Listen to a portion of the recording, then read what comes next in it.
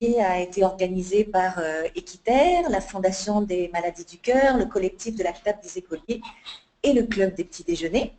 Je vais vous présenter un petit peu le déroulement de la session d'aujourd'hui. On va d'abord passer la parole à Micheline Turneau et Muriel Vrin qui vont faire un petit peu une contextualisation.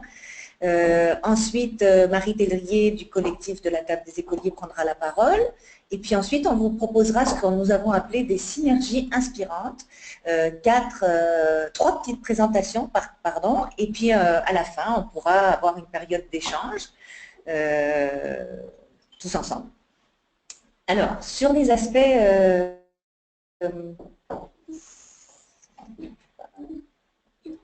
excusez-nous, on a un petit problème technique.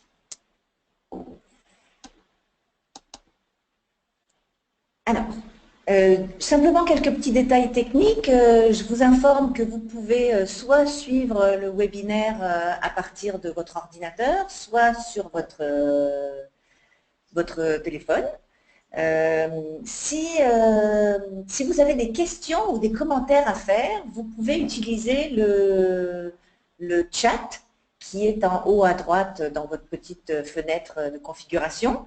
Et puis, nous, on va vous poser quelques questions aussi pendant la session, de façon à ce que ce soit un petit peu aussi interactif dans les deux sens. Et puis, si jamais vous avez un problème technique, on va vous faire parvenir immédiatement le contact de Micheline Turneau avec son courriel pour que vous puissiez appeler au secours si jamais il y a un.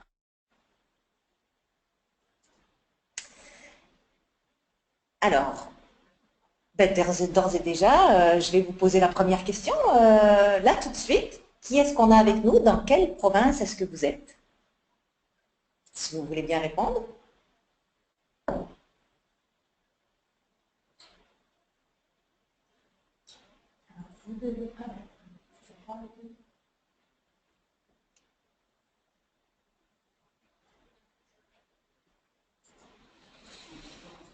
Alors, merci d'avoir répondu. Pour l'instant, on a 95% des gens qui sont du Québec avec nous et 5% d'autres provinces que l'Ontario, le Nouveau-Brunswick ou l'île du Prince-Édouard. Alors, j'ai encore un problème technique.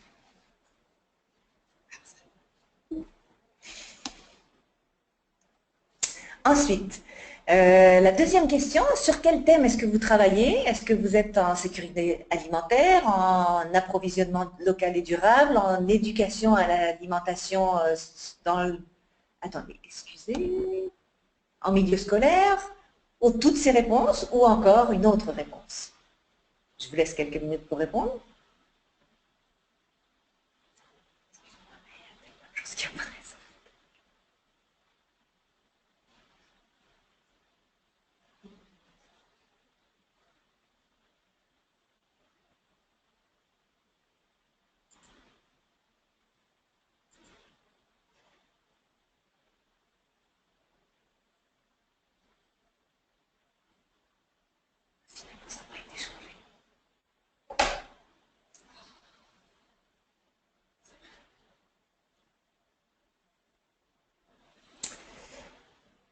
Alors merci pour votre information. On a 8% pardon, des personnes qui sont en sécurité alimentaire, 17% en approvisionnement local, pour l'instant 0% en agriculture biologique, 29% en éducation à l'alimentation en milieu scolaire et 46% toutes ces réponses à la fois.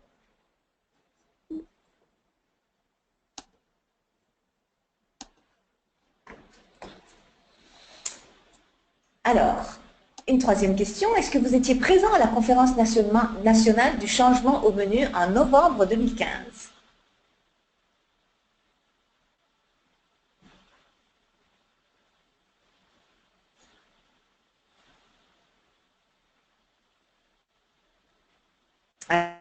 Alors 20% à peu près des personnes étaient présentes et 80% ne l'étaient pas.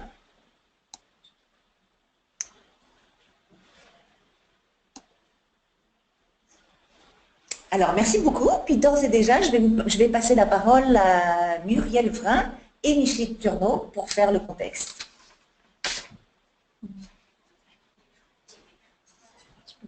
Alors, bonjour à tous.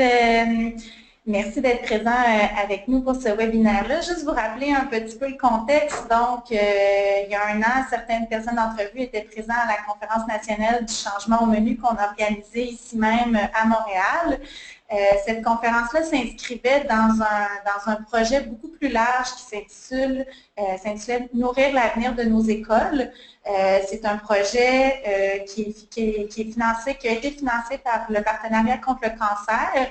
Et vous voyez aussi, là, c'est plusieurs organisations qui y ont travaillé, dont la Fondation des maladies du cœur. Donc, je parle aussi au nom de Micheline Tourneau ce matin, qui est présente aussi avec nous sur l'appel et qui a coordonné vraiment là, ce groupe de travail dans lequel il y a eu plusieurs activités, dont la conférence et d'autres aussi ateliers de synergie.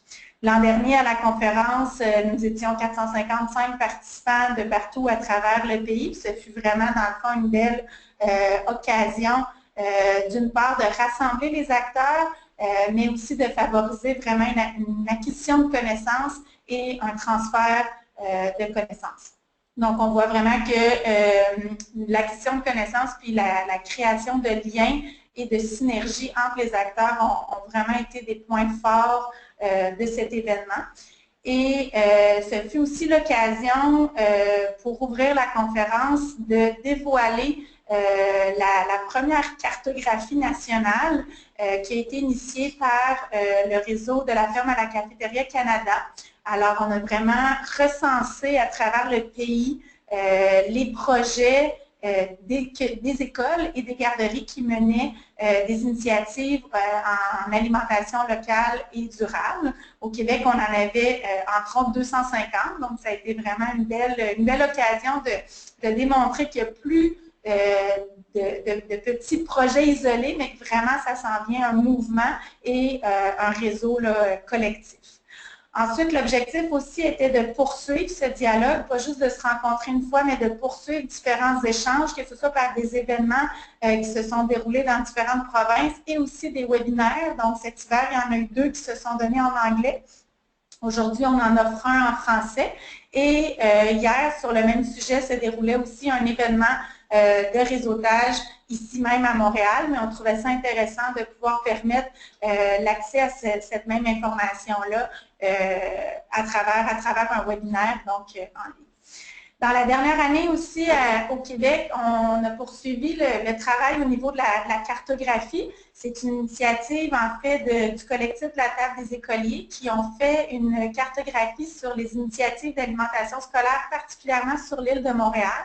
Donc, ils ont contribué à bonifier cette carte interactive du réseau de la ferme à la cafétéria, mais dans un objectif aussi pour aller plus loin, c'est-à-dire de mieux se connaître et de voir comment on pouvait maximiser cette collaboration-là ensemble.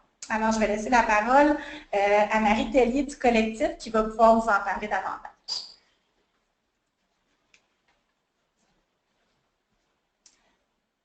Alors, bonjour tout le monde. Mon nom est Marie Tellier, la coordonnatrice du collectif de la table des écoliers, qui est un organisme qui travaille à la mise en place de la cantine pour tous, une initiative qui vise à assurer la sécurité et l'autonomie alimentaire de citoyens vulnérables, donc plus particulièrement les enfants, les écoliers. Comme l'a mentionné Micheline, ce projet de cartographie qui est supporté par Québec en forme a été initié par le Club des petits déjeuners et le collectif de la table des écoliers.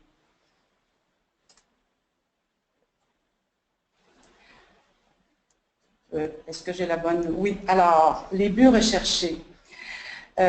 Nous voulions, dans un premier temps, répertorier tous les organismes qui sont actifs sur l'île de Montréal, autant à fournir des repas aux écoliers qu'à leur présenter des ateliers d'éducation à l'alimentation aux saines habitudes de vie. Donc, nous avons lancé à 100 contacts, à plus de 100 contacts. Nous avons lancé le questionnaire à plus de 100 contacts et une trentaine d'organismes ont répondu à notre invitation. Cela nous a permis de dresser un portrait tant des organismes que de leurs programmes et de leurs activités et de localiser les établissements scolaires dans lesquels ils sont actifs. Donc, le résultat de la cartographie présente l'ensemble des établissements scolaires dans lesquels se déroulent des activités. Pardon, excusez-moi, un petit glitch ici. Alors, qu'est-ce que nous voulions obtenir exactement comme information? On voulait mieux se connaître, aller au-delà des arrondissements et des quartiers, identifier les besoins et les ressources en sachant qui fait quoi et dans quel secteur de l'île. Et cet exercice a permis, entre autres, d'identifier que parfois 2 et même 3 organismes travaillent dans le même établissement scolaire, ouvrant ainsi la porte à des synergies et des collaborations, et que des organismes sont ouverts à partager leur expertise et leurs outils afin que des jeunes de d'autres quartiers de l'île de Montréal puissent bénéficier des avantages des programmes. Je vous invite à poursuivre je vous invite à partager des informations comme nous avons recueilli. Si vous avez la chance d'aller sur le site de la Ferme à la Cafétéria Canada, vous avez un questionnaire en ligne qui va vous permettre d'inscrire les écoles et les programmes liés à la saine alimentation dans le milieu scolaire. Est-ce que l'adresse pourrait apparaître éventuellement? Possiblement que oui, un petit peu plus tard. Nous envisageons aussi la mise en place d'outils pour que l'information recueillie au cours du dernier sondage puisse circuler. On songe à établir un répertoire en ligne et d'ajouter des organismes qui n'ont pas encore répondu au sondage.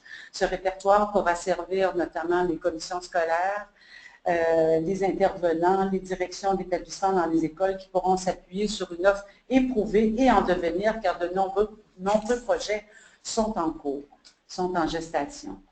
Rapidement, le contexte. Plusieurs d'entre vous ne sont peut-être pas de la province de Québec ou ne sont pas de Montréal, mais le contexte à Montréal est très particulier. Montréal, avec son agglomération, c'est la plus grande ville du Québec. Sur l'île de Montréal, on compte 1,7 million de personnes, dont 31% vivent sous le seuil de faible revenu. Ça veut dire qu'une personne sur 3 sur l'île de Montréal est en situation précaire.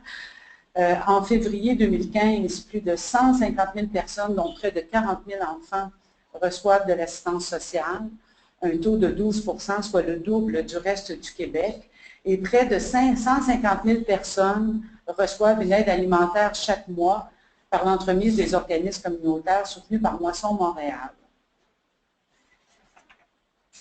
À ce contexte d'insécurité alimentaire s'ajoutent les effets des mauvaises habitudes sur la santé, comme par exemple l'augmentation du taux d'obésité, où on lisait la semaine dernière dans la presse que 25% des jeunes de 6 à 17 ans sont en surplus de poids, selon l'Institut national de santé publique du Québec. Le taux d'inactivité physique est assez élevé. Et on note aussi à Montréal que 4 Montréalais sur 10 vivent dans des déserts alimentaires, c'est-à-dire qui vivent dans des lieux où les commerces offrent peu de fruits et de légumes, ce qui représente un défi important pour se nourrir et faire des lunchs santé pour les enfants à l'école. Voilà.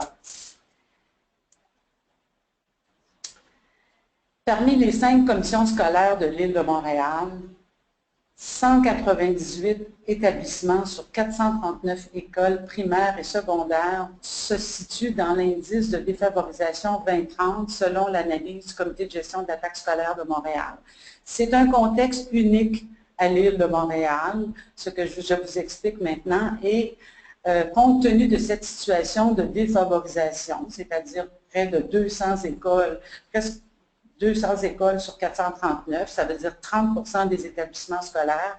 Il y a le ministère de l'Éducation, les commissions scolaires et le comité de gestion de la taxe scolaire ont mis en place des programmes pour répondre aux besoins d'insécurité alimentaire des écoliers. Ça veut dire que ces programmes sont, par exemple, le programme L'École, qui est offert à tous les enfants, c'est un programme universel, ou encore le programme de la mesure alimentaire, qui est offert dans les écoles dont l'indice de défavorisation est 0,20.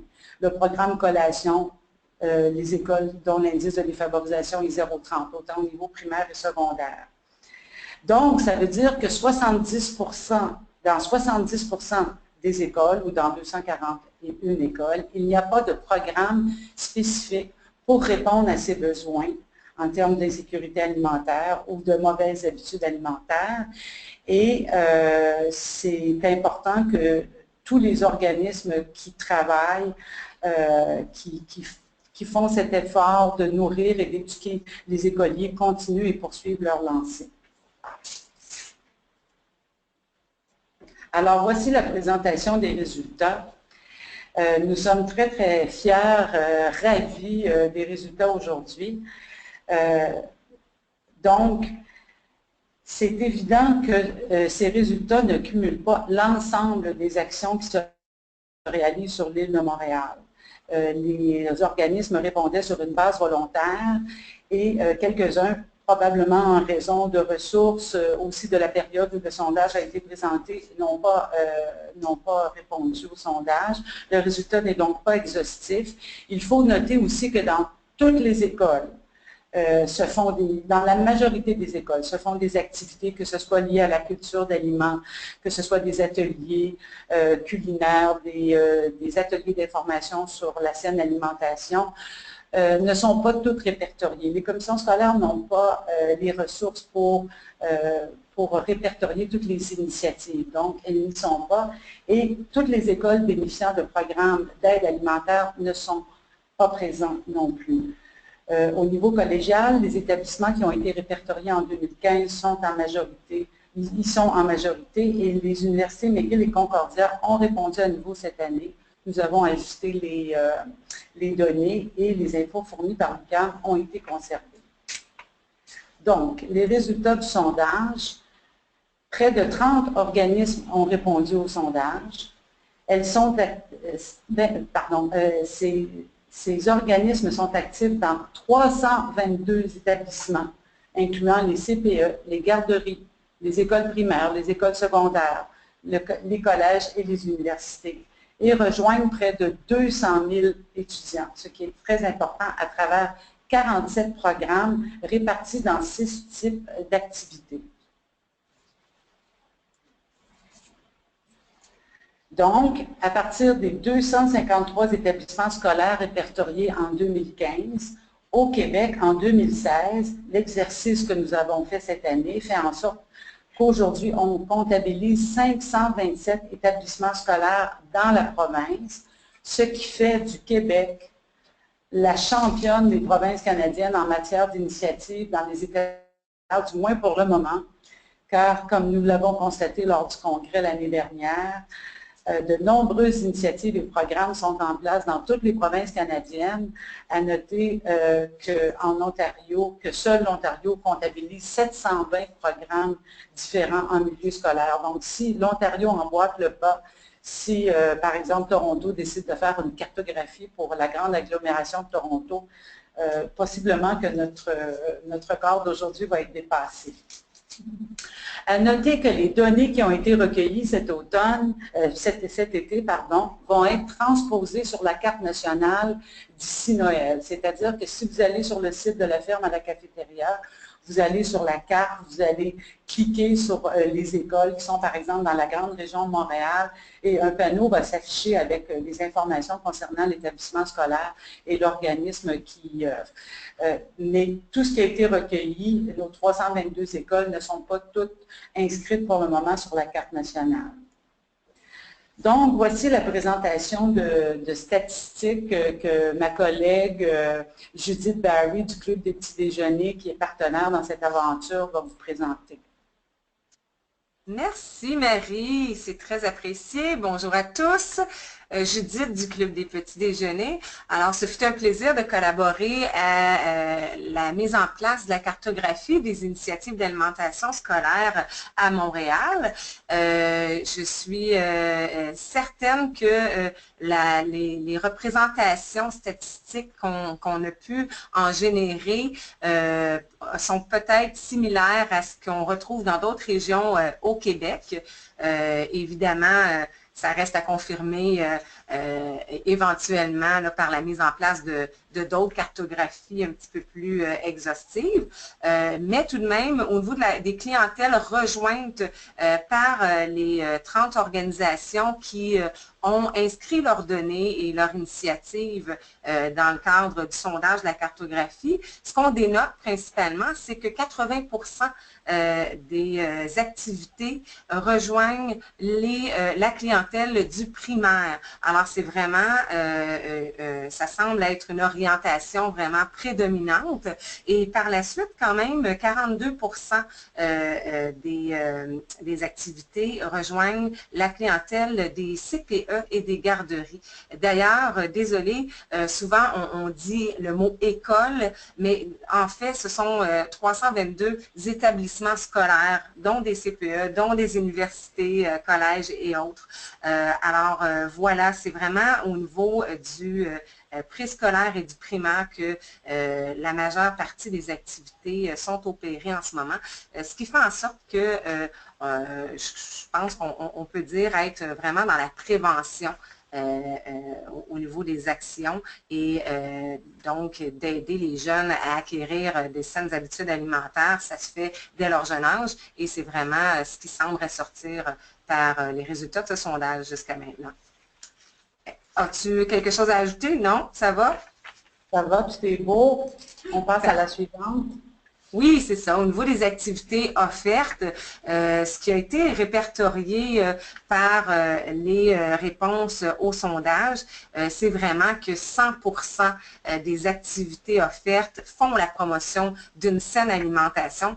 C'est pas trop surprenant quand on y pense. Plus que jamais, tous les intervenants sont sensibilisés à l'importance d'une saine alimentation. Donc, que ce soit par le biais d'activités offrant et servant des aliments ou par des activités de développement des compétences, de culture d'aliments, etc.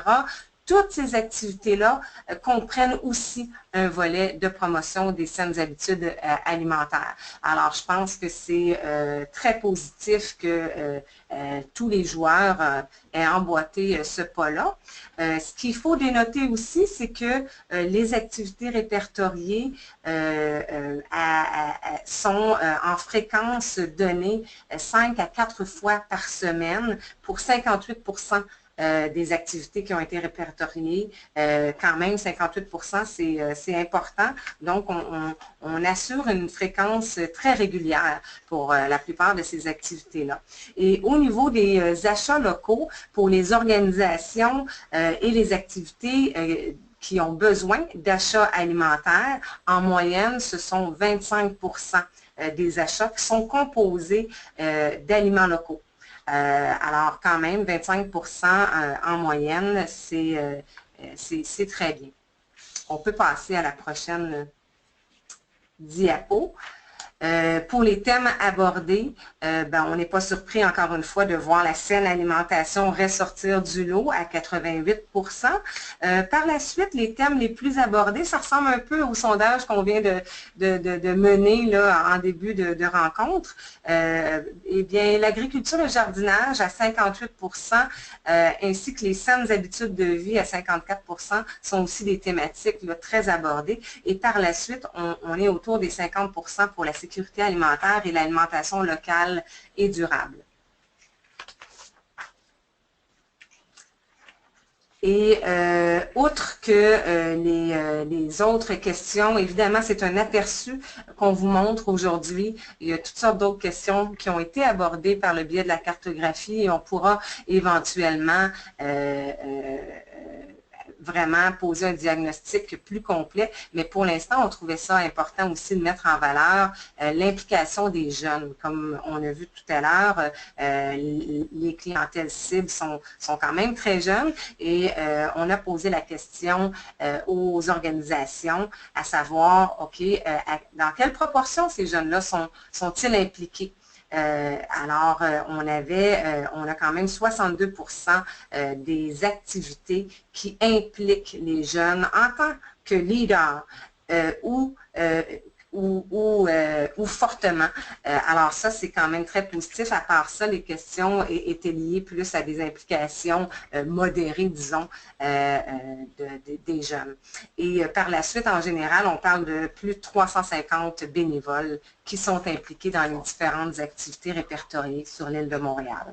Alors, rien de surprenant, hein? On sait très bien que le bénévolat est extrêmement important dans toutes ces activités-là. Je suis certaine que dans les autres régions au Québec et dans les autres provinces, c'est aussi le cas. Désolée de la présentation de cette diapositive-là n'a pas suivi dans le transfert, alors mais je pense que Judith, c'était très clair ce que tu nous as expliqué. Alors, on passe à la suivante. Je te laisse, comme tu veux, en fait, oui, on l'a mentionné tantôt que ce qu'on trouvait intéressant, en ce moment, il y a un momentum sur l'île de Montréal. On voulait vraiment utiliser ces données-là de façon à aussi évaluer les opportunités de collaboration. Alors, ce qu'on a pu dénoter sur les 322 établissements scolaires répertoriés par les 30 organismes qui se sont impliqués, c'est qu'on a 27 écoles qui sont ressorties comme ayant 2 à 3 organismes impliqués dans ces écoles-là. Alors, évidemment, c'est des opportunités de synergie, de mise en commun de ressources et probablement que ces organismes-là sont déjà en contact les uns avec les autres, mais c'est peut-être pas le cas non plus. Alors, on tenait à partager cette information-là. Alors oui, effectivement, on a un exemple ici dans le sud-ouest de l'île de Montréal, à l'école Charlemagne. On retrouve l'organisme Partageons l'espoir, Share the Warmth, avec les ateliers 5 épices et le garde-manger pour tous qui contribuent tous à leur façon à améliorer soit la sécurité alimentaire, soit l'éducation à la saine alimentation des enfants. Et en termes de convergence également, on pense au partage et transfert d'expertise.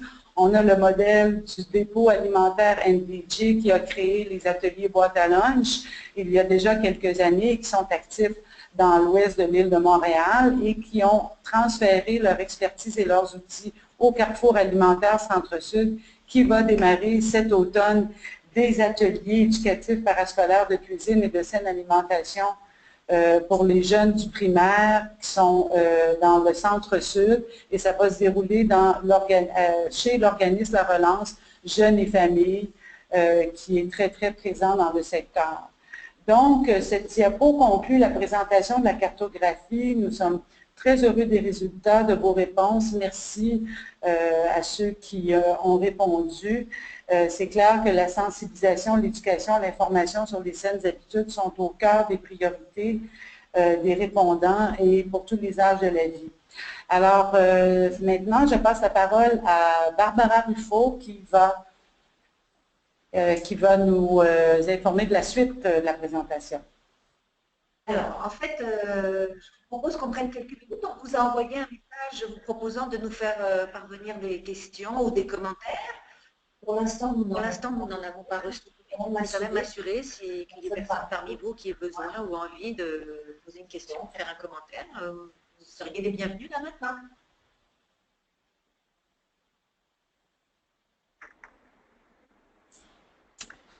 Ok, alors on va passer la parole à Judith Barry, de nouveau, pour nous faire une présentation dans le cadre des synergies inspirantes, une présentation sur les arrimages et optimisation des ressources.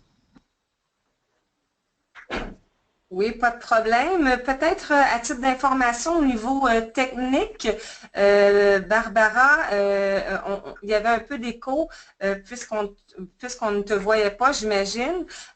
Et aussi des petits points d'interrogation à la gauche de certains participants.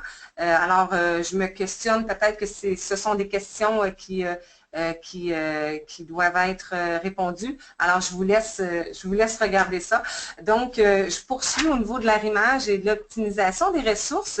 Le Club des petits déjeuners et la tablée des chefs ont entamé un processus d'exploration d'opportunités et d'arrimage. Dans les 6 derniers mois, nous avons eu différentes rencontres à ce sujet et on trouvait important de quand même discuter un peu et partager sur le processus, comment ce type d'arrimage-là et de partenariat éventuel peut prendre place. Alors,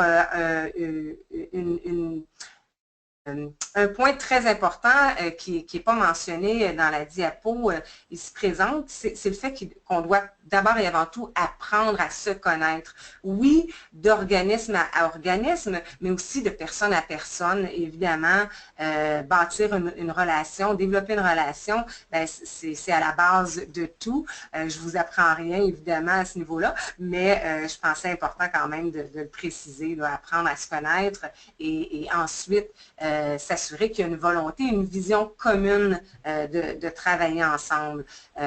Souvent, quand on pense à des mandats organisationnels et des objectifs de mise en place de certaines activités, on pourrait penser, le Club des petits déjeuners dans le service de repas à des écoliers et la tablée des chefs n'ont pas beaucoup en commun. Et pourtant, au fur et à mesure qu'on a appris à se connaître, on a vraiment réalisé qu'on avait des objectifs en commun, même des priorités organisationnelles en commun. Alors, c'est vraiment important, je crois, d'aller au fond des choses quand on discute de possibilités de partenariat et de collaboration, de vraiment ratisser large et par la suite remettre en question certains éléments pour s'assurer de cibler et d'identifier des opportunités réalistes et importantes pour les deux organisations.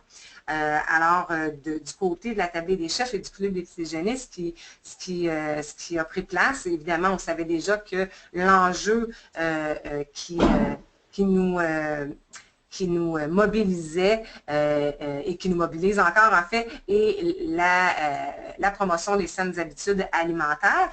Et dans nos façons de faire, on a réalisé que l'engagement des jeunes, le Club des petits déjeuners a un programme de jeunes bénévoles, tandis que la tablée des chefs a évidemment différentes activités comme la brigade culinaire qui implique les jeunes dans le développement de capacités culinaires.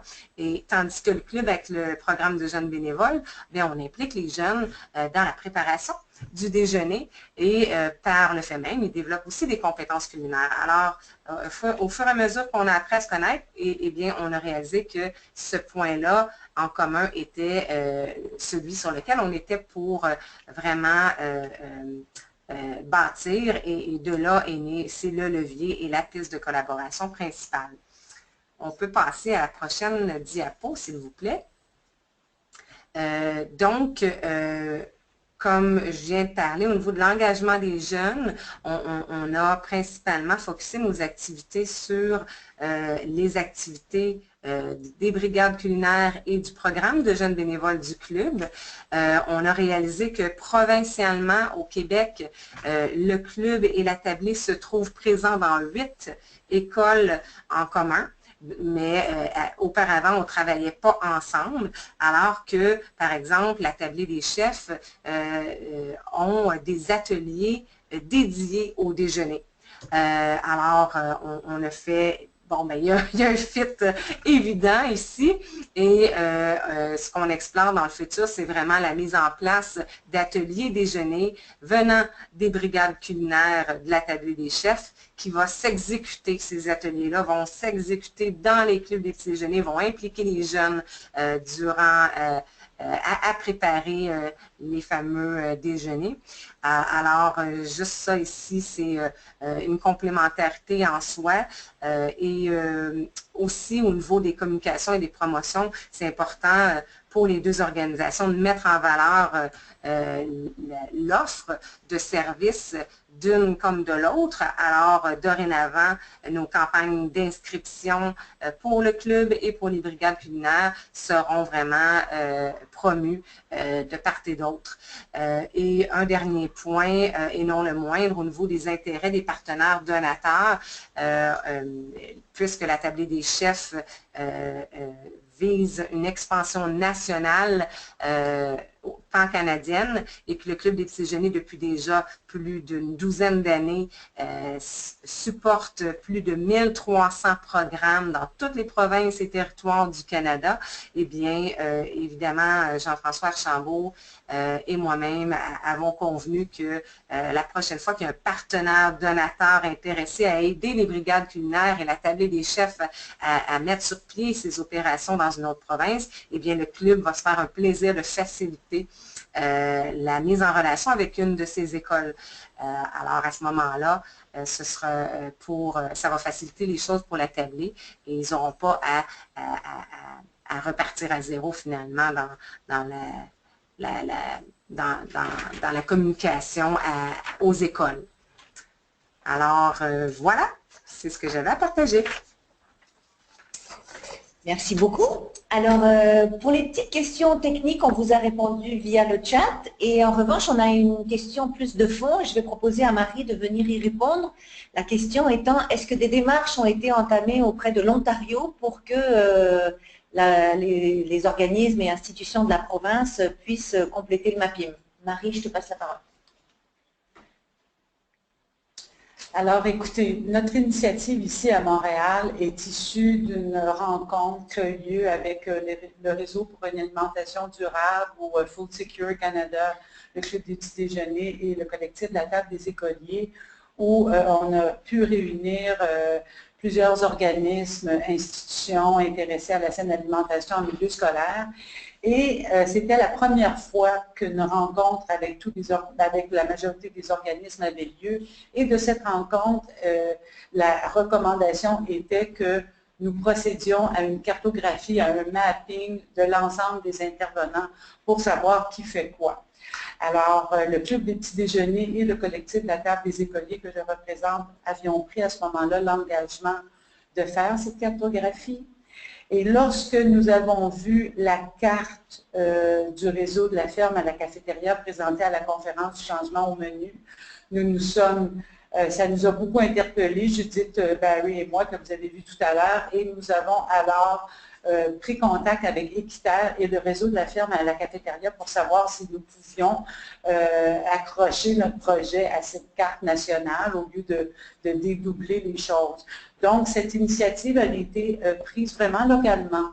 Mais je crois qu'il y a beaucoup d'ouverture auprès du réseau de la ferme à la cafétéria pour que d'autres villes, d'autres provinces puissent éventuellement compléter le premier jet de cette carte qui a été fait en 2015.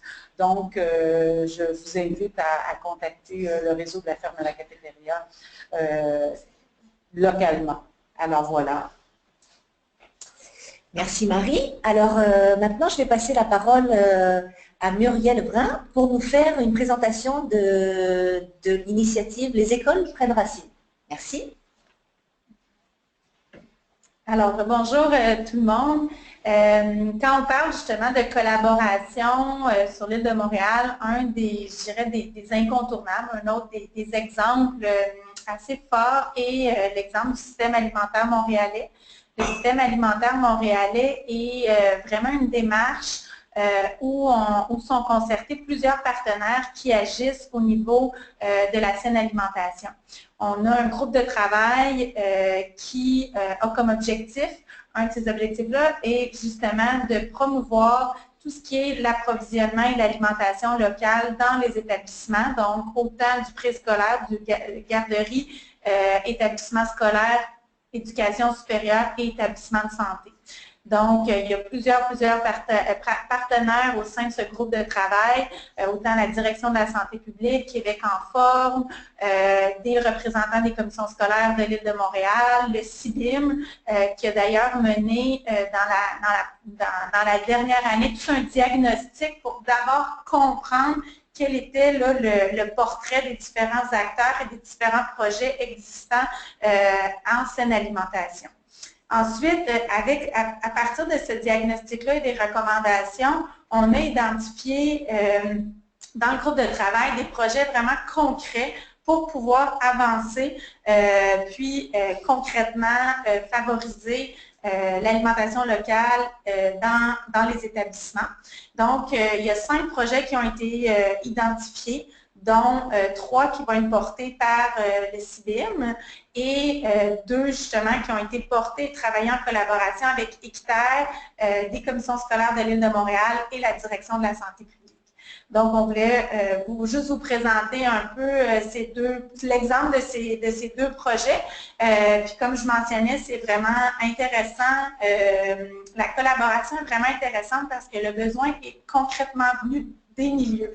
Ce sont vraiment les commissions scolaires, donc la commission scolaire de Montréal qui l'avait aussi beaucoup identifié, ainsi que la commission scolaire Listery Person, qui ont vraiment mentionné ce besoin-là et les différentes façons là, de pouvoir le mettre en œuvre. On a travaillé aussi beaucoup avec la DSP, la Direction de la santé publique à Montréal, pour bâtir et monter ce projet, de même que Québec en forme et le ministère de l'Agriculture, des Pêcheries et de l'Alimentation du Québec.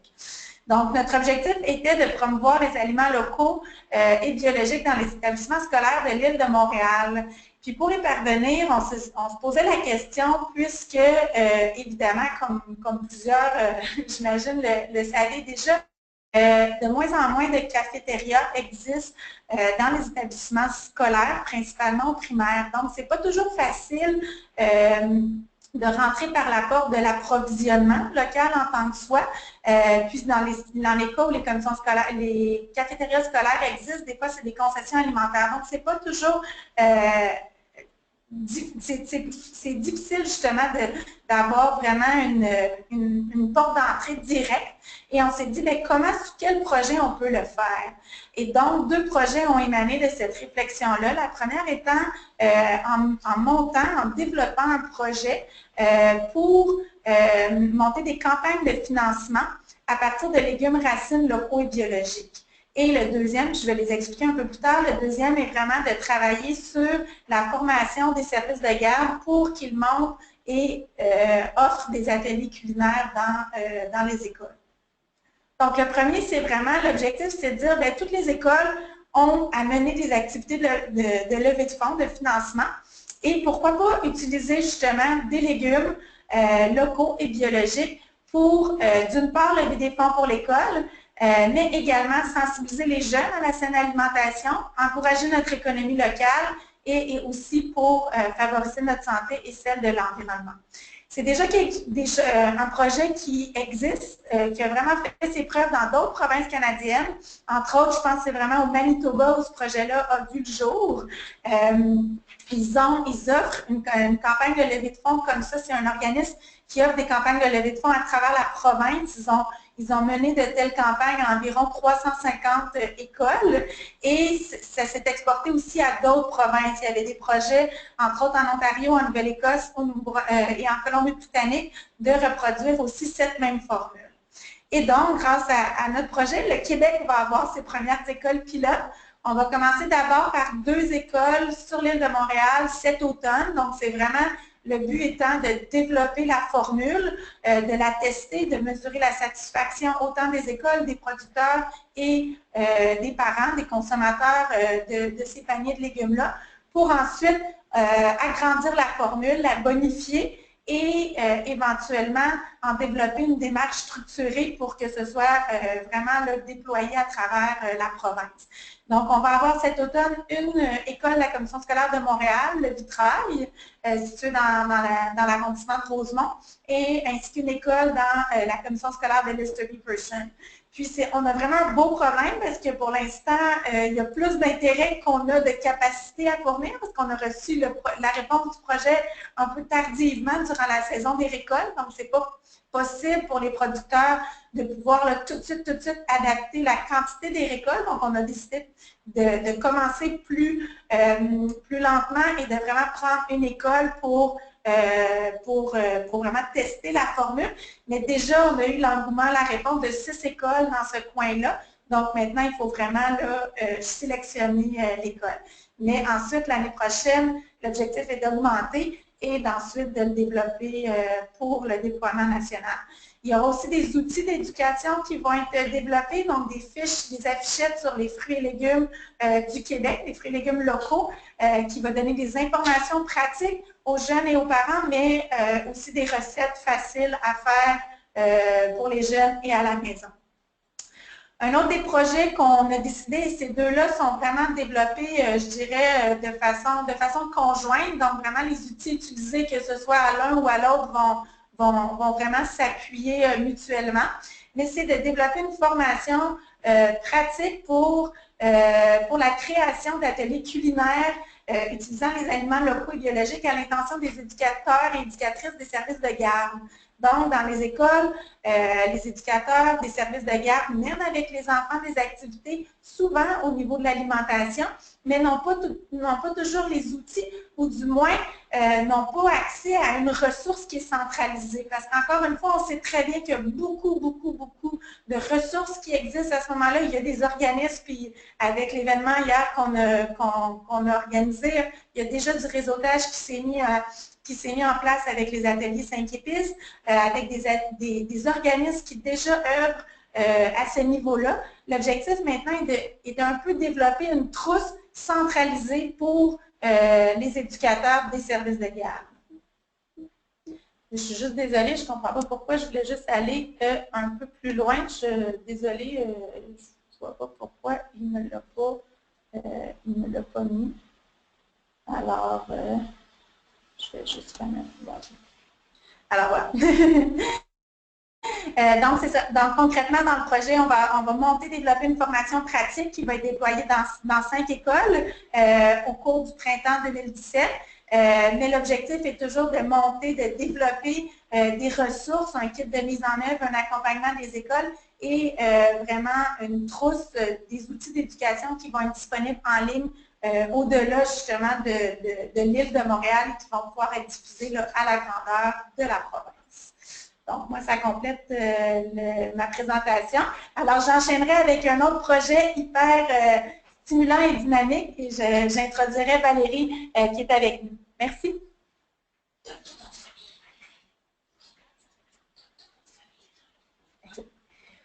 Alors, bonjour, mon nom est Valérie Toupin-Dubé. Je suis fraîchement graduée du campus McDonald de l'Université McGill.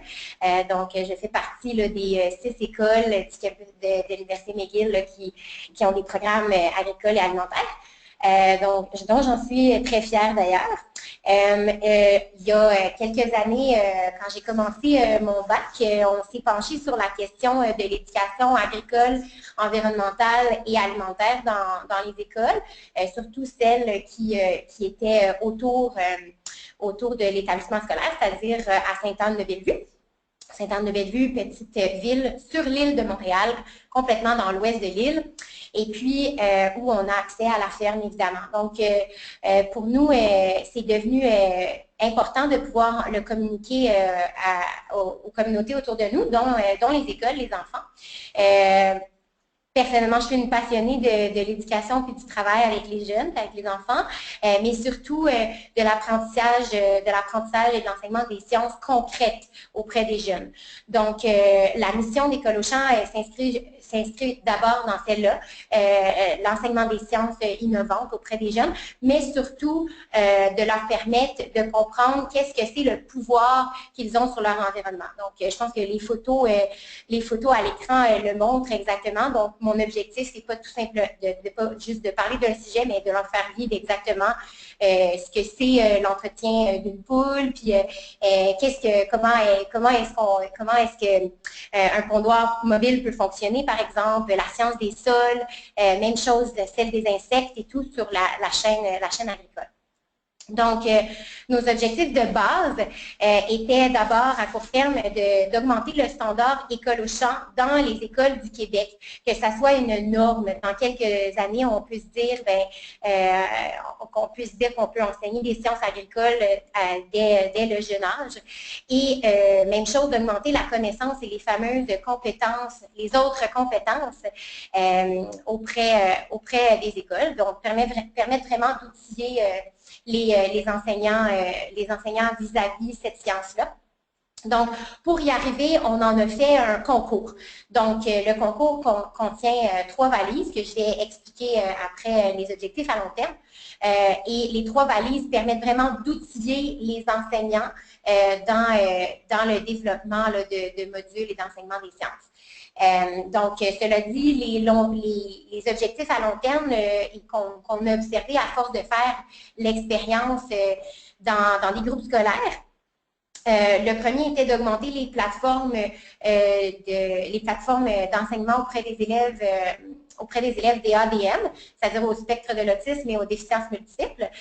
Comme ils existent dans certaines de nos écoles, la plateforme agricole, pour nous, on pense que c'est une vraiment bonne façon de les inclure dans notre communauté. Et pendant l'été, comme je viens de mentionner, on fait un camp aussi au campus McDonald. Donc, le camp dure 6 semaines et il inclut les jeunes aux déficiences multiples. Les jeunes terminent avec un certificat de compétences pour avoir travaillé à la mini-ferme et dans nos jardins. Donc, ensuite, même chose, ce qu'on désire aussi, c'est qu'à travers le temps, il y ait plus de gens, d'enseignants qui s'inscrivent dans le concours École au champ, qu'on diminue le gaspillage alimentaire parce que, évidemment, le gaspillage alimentaire, c'est une notion qu'il faut comprendre. Il y a beaucoup de gaspillage à partir de la ferme jusqu'à l'assiette. Donc, si on sensibilise nos jeunes à ça, bien, on les rend aussi responsables de ce qu'ils consomment à chaque jour. Et même chose pour d'où viennent leurs aliments. De là, le fait de vouloir augmenter l'approvisionnement local dans les écoles. Donc, qu'ils soient conscients de c'est qui leur fermier de famille et qui nous nourrit dans l'école, puis c'est qui nos fermes locales autour de nous. Ensuite, combattre le décrochage scolaire, parce que si on stimule les jeunes, très jeunes, aux sciences agricoles et aux sciences appliquées, bien, on pense que ça permet ce milieu stimulant-là, qui est de les raccrocher aux sciences et raccrocher à l'école, puis d'augmenter le nombre de programmations d'été de type camp dans nos camps à travers la province, ou tout simplement d'avoir dans les fermes ce modèle de camp-là. Voilà, donc c'est nos désirs. Fait que le concours, il va y avoir notre chère Dame Nature le 5 octobre prochain qui va lancer son concours puis il va évaluer les jeunes à l'aide de points carbone. Donc, comme le carbone étant la base de la vie, alors on s'est dit, pourquoi pas évaluer les jeunes sur leur valise à partir de points carbone. Donc, ils seront évalués sur des critères qu'on a pu voir aussi à travers la cartographie, à travers des initiatives qui existent déjà, mais pour les valoriser et les augmenter, bien évidemment sur la localité des produits. Ensuite, sur la coopération entre les élèves, mais aussi entre les enseignants et les agents du milieu, autour de l'école. Comment est-ce que tout le monde travaille ensemble à l'école pour faire de cette plateforme-là quelque chose qui nous appartient tous, et aussi de mettre l'élève au cœur de l'action. Donc, qu'il soit le leader de ce changement-là ou de cette idée-là. Et finalement, la qualité du rayonnement, comment est-ce qu'on a parlé de notre démarche, puis on l'a fait circuler sur la page Facebook de ce que vous faites à l'école. Donc, la valise A, en quoi elle constitue? C'est nos fameux modules éducatifs en lien avec le curriculum des sciences du Québec. Donc, un de nos partenaires est Science on Stage Canada, qui nous aide énormément, dont la présidente Joanne Patry, qui nous aide à regarder qu'est-ce qui est important pour l'enseignant dans un module éducatif et que ce soit le plus possible aidant pour lui, par exemple, la science des insectes. Donc, chacun des modules du concours est par cycle. Donc, tous les cycles ont un module éducatif en lien avec comme je le disais, avec le curriculum des sciences, pour que les enseignantes puissent facilement évaluer les jeunes. Donc, il y a aussi une petite fiche d'évaluation ou activité d'évaluation à la fin pour voir si la connaissance ou la compétence observée ou évaluée a été comprise. Et puis donc, voici ce qui peut ressembler au module. Donc, la saison est spécifiée, l'année et la durée du module, ainsi que le matériel, les éléments de connaissance. Donc, voilà. Une chose que je veux mentionner aussi, c'est que École Auchan est née du campus McDonald et pour nous, c'était important d'avoir tout en français et en anglais. Donc, les modules sur le site web que nous sommes en train de développer sont disponibles dans les deux langues. Donc, pour nous, c'était vraiment important de faire le pas entre les deux. Donc, voilà. La valise B, la valise C, le comité étudiant agro-environnemental. Donc, comme je disais, c'est important pour nous, l'élève au cœur des actions. Alors, le plus possible, on peut former des comités de jeunes qui réfléchissent à leurs approvisionnements locaux, puis à comment est-ce qu'on peut trouver ensemble des idées de s'approvisionner par nos fermiers de famille ou d'autres idées à mettre en place dans l'école. Et puis, la valise C étant le projet de l'école, donc le projet qui valorise une ressource existante ou bien, même s'il peut s'apparenter au comité, moi je pense que les deux vont ensemble, mais ça dépend des écoles et des classes. Donc, l'idée, c'est vraiment de dire quel genre de projet on pourrait faire dans l'école qui vont nous mener à une levée de fonds. Donc, valoriser aussi l'entrepreneuriat des jeunes. Genre, par exemple, on pourrait cueillir des pommes, on fait des tartes, et puis à la fête des mères, par exemple, quelque chose comme ça, on pourrait vendre les tartes. Donc, l'idée, c'est de renvoyer à École Auchan aussi à un moment donné pour qu'on puisse continuer d'avoir ce concours-là puis mener au fameux standard.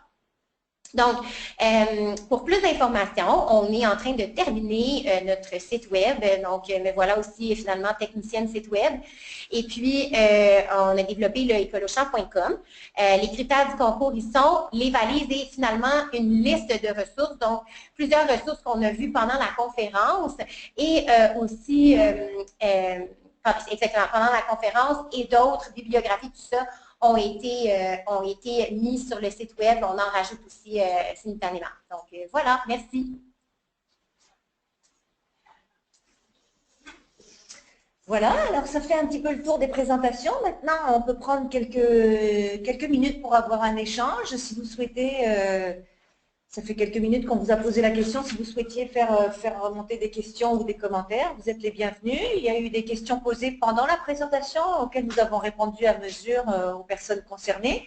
Mais par souci de partage, peut-être, il y a des gens qui posaient la question de la pertinence, par exemple, d'intégrer la question de l'évaluation, de savoir si les structures dans la cartographie qui ont répondu, les organismes avaient été évalués, les projets avaient été évalués. Donc oui, c'est une bonne proposition. D'ailleurs, hier, ce qu'on disait, c'est que c'était un bon indicateur de l'intérêt du projet. Il y a beaucoup de personnes qui ont proposé lors de la rencontre en physique là, d'ajouter d'autres éléments. Donc, ça donne vraiment l'idée que beaucoup de gens ont d'intérêt pour cette cartographie. Merci beaucoup de vos commentaires.